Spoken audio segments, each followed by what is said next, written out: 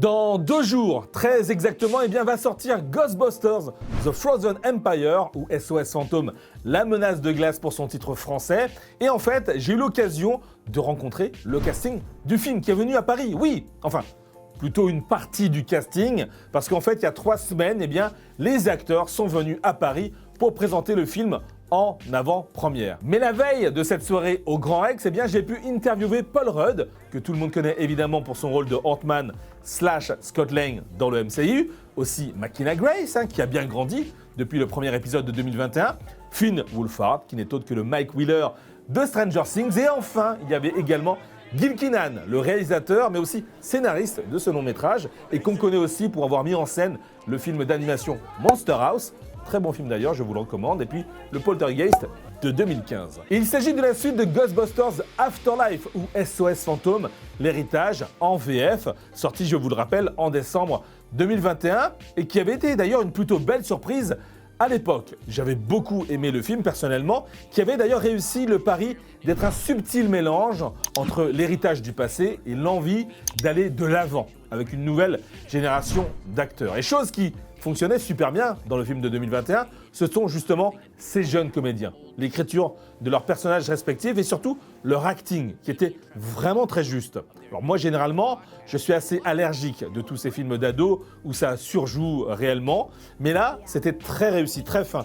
Qu'il s'agisse de Mckenna Grace, Finn Wolfhard ou bien surtout Logan King, que j'avais vraiment trouvé très très bon. Pas mal de monde donc à qui j'ai posé le maximum de questions possibles, sachant que j'avais des slots de 5 minutes maximum par acteur, 5 minutes chronométrées d'ailleurs, ce qui est vraiment assez court en vrai, parce que le temps passe extrêmement vite dans ce genre de junket, c'est comme ça qu'on appelle ces interviews dans notre jargon. Alors je vous ai fait un joli montage, des questions et puis des réponses également. Et parmi les thématiques que j'ai abordées, il y a évidemment le choix d'avoir ramené ce 2e épisode dans la ville de New York après l'avoir déporté dans la campagne de l'Oklahoma dans le premier épisode. Et vous allez voir qu'à part 1 ou 2 scènes, eh bien, le film n'a absolument pas été tourné à New York. Non, pas du tout. Ailleurs, dans une autre ville. On en parle d'ailleurs dans quelques instants, vous allez voir. Alors bien sûr que j'évoque la présence bien plus conséquente des OG, qui sont évidemment les Ghostbusters originaux, qui sont Bill Murray, Dan Aykroyd et puis Ernie Hudson, l'écriture de leurs personnages respectifs. Et d'ailleurs, à ce propos, en parlant de personnages, eh bien, le nombre de protagonistes est très important dans cette suite. Vraiment énorme. Et c'est aussi un sujet que j'aborde avec ces différents comédiens et réalisateurs, tout comme les effets spéciaux numériques qui sont bien plus nombreux que dans Afterlife. Et j'ai demandé aussi ce qu'ils ont prévu pour la suite, si jamais suite il y a. Alors c'est parti pour ces interviews avec le casting de Ghostbusters Frozen Empire.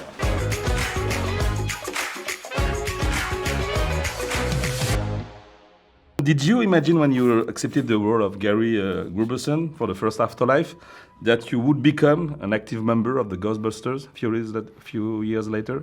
No?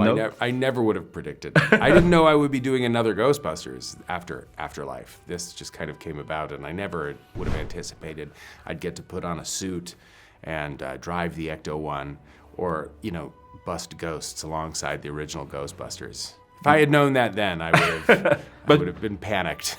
You have it in mind when you signed the role, because for this movie, for the Frozen Empire, you are in the main character in the poster. Yeah, I don't know. That seems a little strange to me because it's really, I think about McKenna. McKenna's character is I saw that one. Wait a minute. Because you are the Avenger because of that, I think. Oh.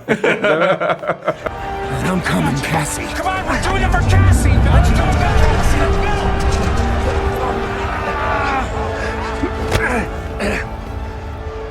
Go get her, pal. In the first Afterlife, the story took place in Oklahoma. Of course, you shot it in Canada. It's a setting very different from the other Ghostbusters movies. And for Frozen Empire, you came back in New York. But what was the most fun to shoot? Is that in the countryside? That's a great question. There was something very special about the first film because it was so new, to us, and I really enjoyed shooting in Calgary. Yeah, and it was the summer, and it was there was something really kind of amazing about it, and making friends and all that stuff. And this one was incredible because we got to be we shot this in England, in London, and even though it's supposed to be set in New York, we had the most incredible sort of crew, and recreating New York, I think they did a great job. Like, I don't think you would know that it wasn't in New York. So Shooting in London for New York. yeah, That's I mean, the there's- magic of cinema. Exactly. I mean, you know, there's stuff obviously in it that was shot. They had to go for a few days and shoot some stuff in New York, like the opening car chase and all that stuff. That's all shot in New York. Okay, But, okay. More just like stunts and car. Exactly. And exterior. but this one was so fun to film. I mean, the cast it's obviously a bigger cast, so. Yeah. But yeah, you make so many friends, so it was great. I think there's something kind of specific to Ghostbusters and New York. I mean, they really do go together. I live in New York. I like shooting in New York. It's a great city. I mean, I thought the whole Oklahoma of it all and the kind of rural nature worked really well in Afterlife. The funny thing is that was shot in Calgary. Yeah, I heard that. Calgary for Oklahoma, which might be the first time that's ever been done. But why? Money is cheaper. There's a reason. It made no sense to me, but there you go. And also, we shot a big chunk of this movie in England, but you would never know. It looks like New York City.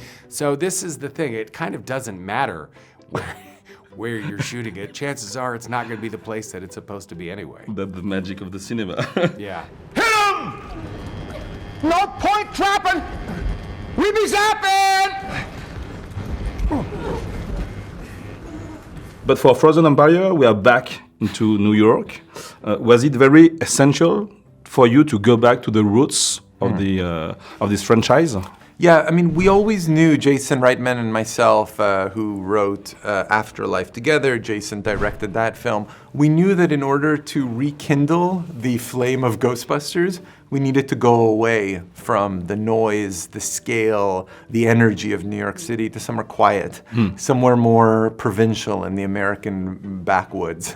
And this was always a part of the plan that once Phoebe Spangler and the Spangler family around her discover this extraordinary connection to her legacy, that road would lead us back to New York City. So the plan for that first story was always to get us back here. And part of that was because we needed to refocus these stories on a new set of characters, and the best way to do that was in a quiet, almost in a vacuum, which is why we went to Oklahoma. Yeah. But the return to New York City is in some ways a full commitment to the idea that Ghostbusters is back, that the Spanglers are now at the center of that story, and that there is an entire world of ghostbusting that can exist. And so it was very essential. It feels in some ways like a return to the stories that we grew up with the first two films. Yeah, of course. What is the plan? We're the Ghostbusters. We stay and fight for this place. Suit up, shoot anything that looks terrifying. And about the cast, we have the OG that, of course, they were in the first movie, but at the end of the movie, this time they are integrated into the storyline.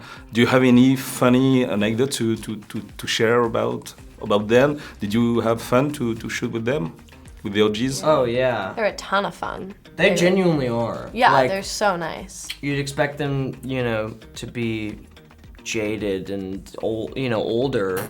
I mean, you do. You'd expect them to be It's true. old. No, not old. Lame. Not old, but they've just been doing it for so long, and you expect them to, like, you know, like, just have done it so many times. But they were so excited, and they were like children. Like, Dan Aykroyd was so excited to be there, and like just to have that energy on set was so amazing, you know. So being able to get to know them was surreal at first, but you know, it was great. Yeah, unlike Afterlife, where we see them at the very end of the movie, the OGs were directly integrated into the storyline of Frozen Empire. So was it difficult to you to write scene with these legendary actors? It was only difficult to not write more scenes with them. It's such a joy as a fan to be able to use those iconic voices in scenes.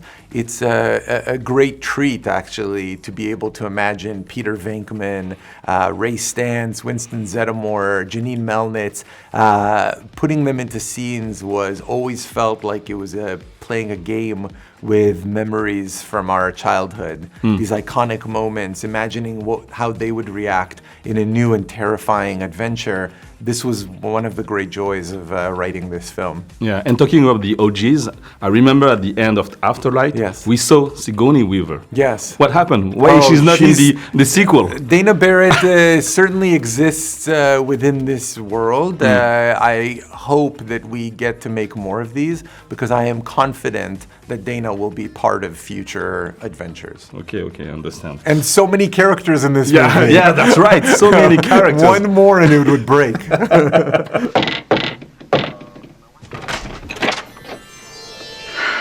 Are you the keymaster? Yes. I'm a friend of his. He told me to meet him here. I didn't get your name. I am Zul. I am the gatekeeper. Oh. I really love the path of your character, Gary, because in Afterlife he was somehow a lost teacher, as we can say, and who was possessed by demons, and now in Frozen Empire become a full member of Ghostbusters. If there gonna be a third episode of Ghostbusters, what would you imagine? What kind of adventure do you like to have with your character? Oh, wow. Tough question. Yeah, that's a tough one.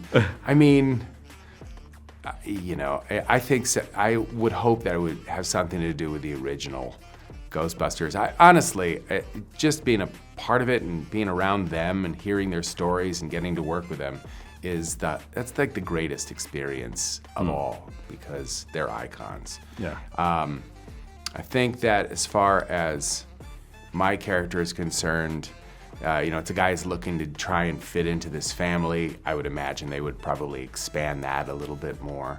But ultimately, the real Ghostbusters in this, I think, it would be McKenna and the kids. Sure. I think I'd like to see them really just take over the franchise because they seem to be the most qualified. If we are thinking about a third episode, what kind of what would you like your character to evolve? Because they are very different from the first one, Yeah. and the Frozen Empire. I'd like to really see that me and your dynamic and being able to, really get into. I think my favorite part of this movie is just busting the ghosts. Like the first 15 minutes is so exciting and amazing, and I'd love for there to be a bit more character sort of dynamics and also have like a bunch of action. That would be my wish. What about you, McKenna? Agreed. I really wish that I could have seen a little bit more of Phoebe and Trevor. I like their relationship, and so I think that'd be really nice to see more of. And Definitely. Yeah, I don't know. Bring back Slimer. Let's make our entire movie about Slimer. Bring back Slimer. Yeah.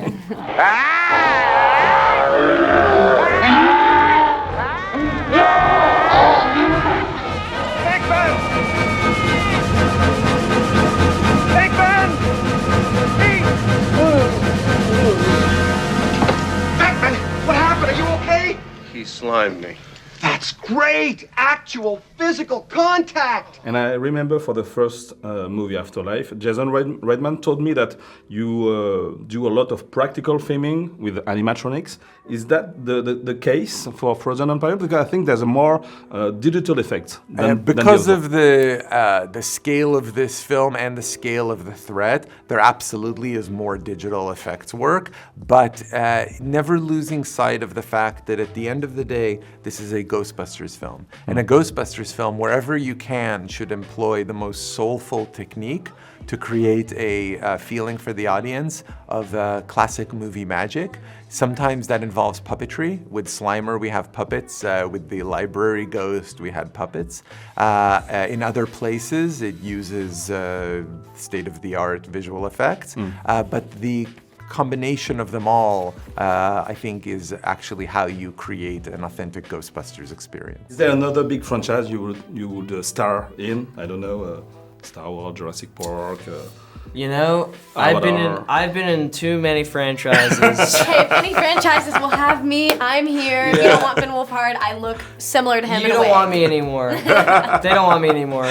But it'd be amazing to be in Star Wars. So yeah. I wore my Hayden Christensen shirt You did. on the plane last night, so I love Star Wars. Next year is going to be the 10 years since the first Ant-Man was released. Jeez. Quite a few actors have left the MCU after 10 years of loyalty. What about you? Are you still motivated to play Scott Lang in the MCU?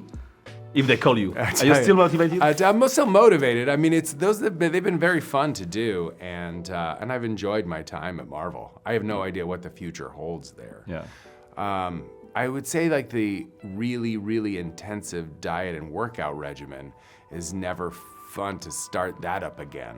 Yeah. But when you're in it, it's kind of nice to be, in that. That's the most daunting idea that I want to do that again. So. Okay. Thank you. That's a wrap from me. Oh, you do, Mike. Sorry! Kind of. Hey, mini can coming through. Not awesome. Okay. Wow, so angry.